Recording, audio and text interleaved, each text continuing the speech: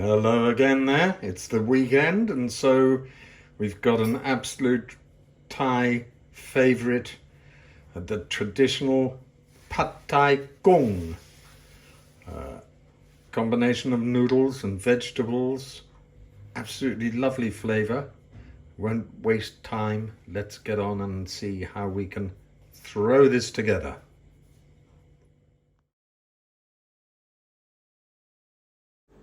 So here are the ingredients for the sauce for the Pad Thai Kung. Enough for 3 helpings. I suggest you go on pause and make a note of them. There's vinegar, soya oil, quite sour tamarind paste, fish sauce, shallots, garlic, and some sugar.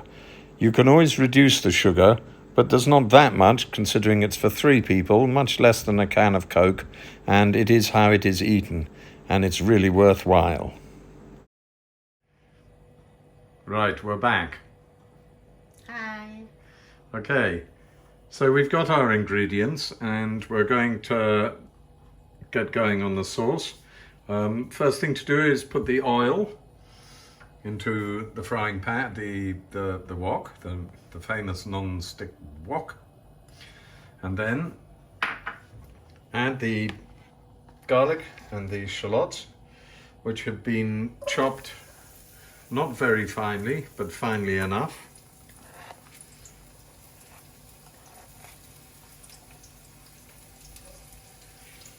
Nice little helping of garlic there. And they go in and start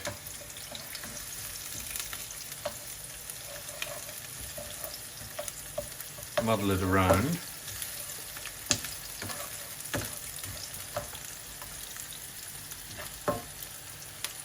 And the garlic as well.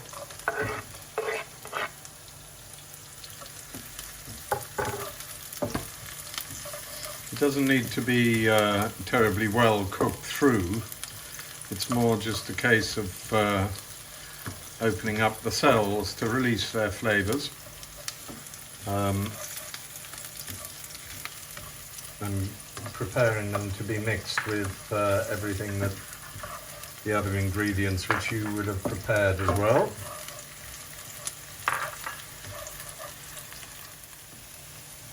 Okay, you can see it's just beginning to brown, which means now we're ready to add the rest. First of all, the fish sauce goes in, the nam flour, followed by the tamarind paste, which you scoop out as best you can.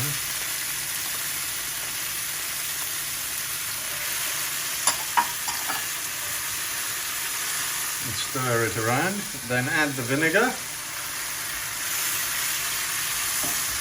Oh, extraordinary nasal sensation as the different aromas come off this. And lastly, the sugar.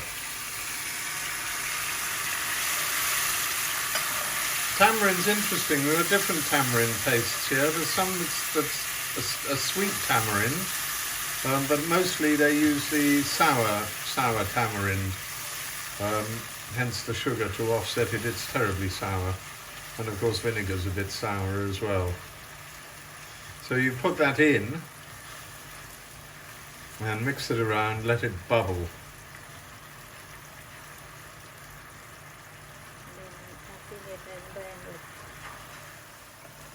Okay, half a minute that was, and so now it's ready to come out or be switched off, and it's transferred to your kitchen processor, whatever's going to be easiest to liquidize it. Some people, if you cook enough of it for, sort of 3 months ahead, then you can put it in your liquidizer. Otherwise, pop it in maybe a coffee grinder or whatever small food processor you have. Here we go with the main ingredients. There's quite a bit of stuff, so you may need to make a few notes on this. There's a good handful of bean sprouts there, fresh bean sprouts. If you can't get bean sprouts, the best thing to do is to use chopped up cabbage, because that has the same kind of consistency and probably the same amount of flavour. That is the sauce that we prepared just now. There's enough there probably for 3 people, but we'll do a scoop of it in a minute. There are then, this bit of greenery is actually Chinese garlic. Here it's called gui chai, but it is Chinese garlic. If you can get it, so much the better. You just nip the ends off.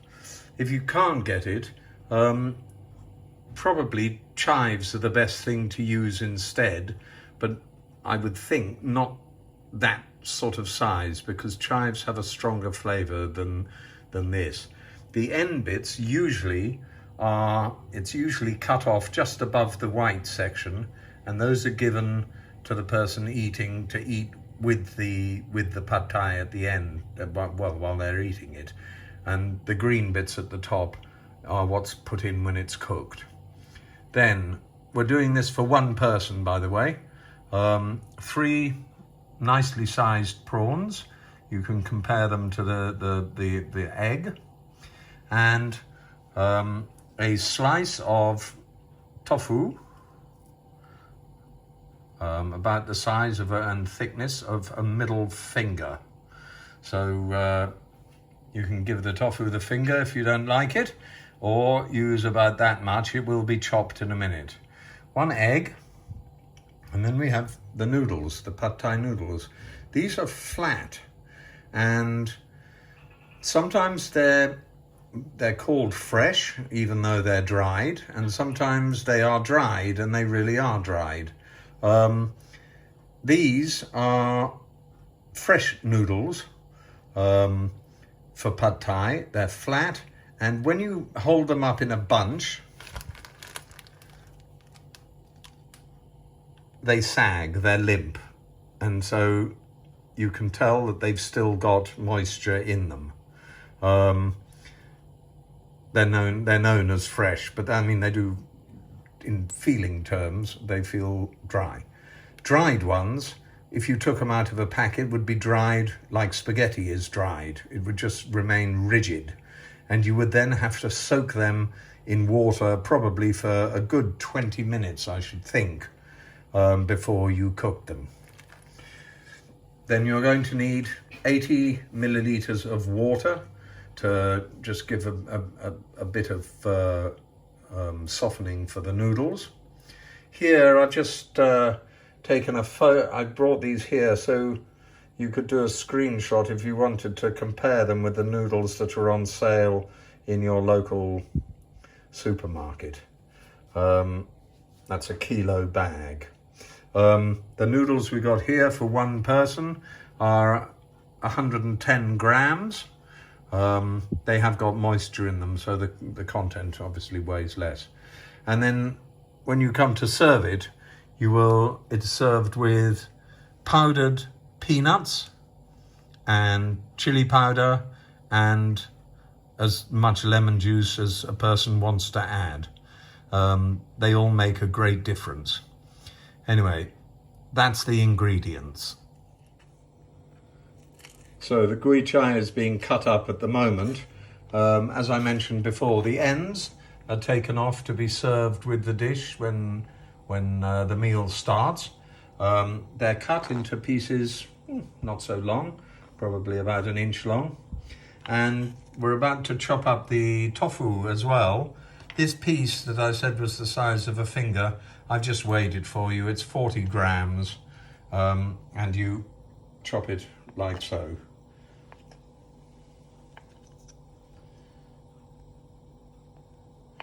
Into littleish pieces. It's got the consistency of probably unripe camembert, I would say. I don't know exactly what there's so many different types of tofu, and they all have different names. I don't know what it's called, but anyway, there you go. It's absolutely lovely in the pad thai. So that goes on the plate with the gui chai and the bean sprouts, and we're now ready to start cooking it. The wok goes on medium gas, medium this time, not too high, and a dollop of oil to start. Not too much, we don't want it to be too oily, because there's the sauce, which of course has oil in it as well, as do the prawns and so forth. First thing to go in are the 3 prawns.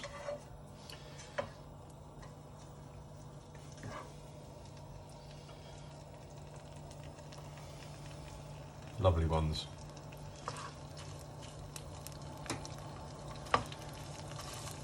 And you, again, as we mentioned in the pakat cow with prawns video, don't cook them for too long. Just basically pink them up a little bit, because otherwise they go terribly hard, and prawns are lovely when they've got a nice softish consistency. So you fry them for, I would say, you've been at it, what, a minute. And as soon as you feel that they've pinked up and probably cooked through a bit, you take them out. So you roll them over a couple of times. And then they come out. Whoop. They spring out like young salmon from a stream.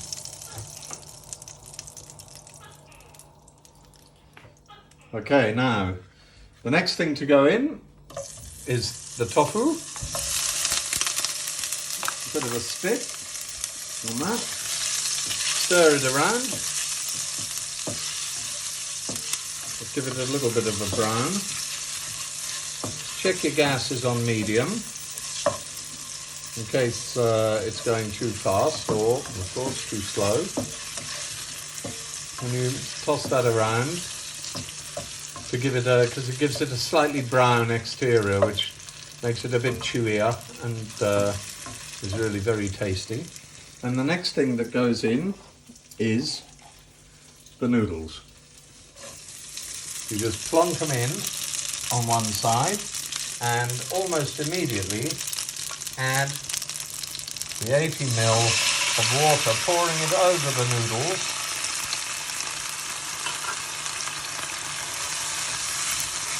And mix, flatten them out in the water, flatten the noodles out in the water, and they take a bit of the colour from the brown tofu. It doesn't need to be cooking too fast at this point, and as you see, the noodles are getting well wet from the water that was in there, and that's good. So you want them to absorb whatever water they need. This you carry on until it's rather difficult to say, but it's probably, once the noodles are as soft as you would expect cooked spaghetti to be, that means that they're about as soft as they need to be. And we now add 1 generous scoop of the sauce. Look at that much. I would say it is about 1.5 tablespoons of the sauce. I can't give you an exact amount, but I would think it was a good 20 to 25 ml of the sauce that we've prepared. Oh, the smell's filling my head. Absolutely delicious, because it's got the sweetness, and it's also got a bit of the vinegar, and of course the sharpness of the tamarind floats out as well. The next thing we do now, because you see what the noodles are like. Oh, very, very, very slippery and movable and totally limp if you held them up, of course. Now in go the veg. The bean sprouts, the green chai, and that was all there was to go in. It's beginning to look good. Again, now it needs a good mix, and because noodles tend to stick to each other, it's good to, you can't exactly toss it all together, but you need to zoom it, shovel it up and down, and try and get the noodles to circumnavigate the bean sprouts, which remain crisp. This all doesn't need to go on too long, otherwise the bean sprouts lose their freshness. And I want to keep the color a little bit. right, we've got a sudden improvisation here. My wife wants to improve the color, and there is this it's called sweet soy sauce. It's a bit like soya sauce, but it's sweeter, thicker, and darker. It's called Namsiu Wan. There's a good look for you, and you go for this much. A good not a good one, a teaspoonful of it, and it just adds a bit of colour to the noodles. I think we're going to have another teaspoonful myself. Yes, I saw it coming, because the noodles always go a little bit brown. You sprinkle it over and then rustle the contents of the rustle it around, and it gives them a very faint flavour, but it's really for colouring. It probably has a taste which I couldn't describe if I tried. Now the next thing, and the last thing, the egg. Now, before you put the egg in, you need to push the noodles onto one side, scrape the ones down the side, the green bits down the side as well. So everything is to one side. Then you crack the egg on the side of the cooker or the wok or whatever, and pop it in. This is not going to be a fried egg. You then break it up, and it's not worth beating it outside. So you break it up so it's in the patches of white and patches of yellow, and you twiddle that around, and then scoop the noodles into the eggy mixture. Scoop it all together and let it sizzle away briefly, and then it just goes onto the plate. In Chiang Mai, they make pad thai in incredibly thin omelettes, which they wrap around the whole package, and add the prawns, like so. And you've got your sprigs of gui chai that go with it.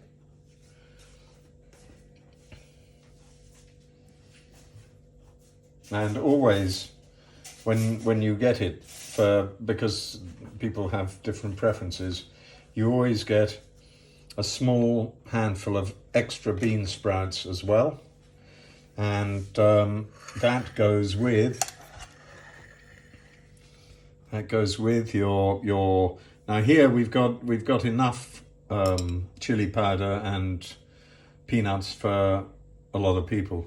So they give you a half lime, a couple of teaspoons on the side of your plate, this is, a couple of teaspoons of peanuts, and a good teaspoon of chili powder.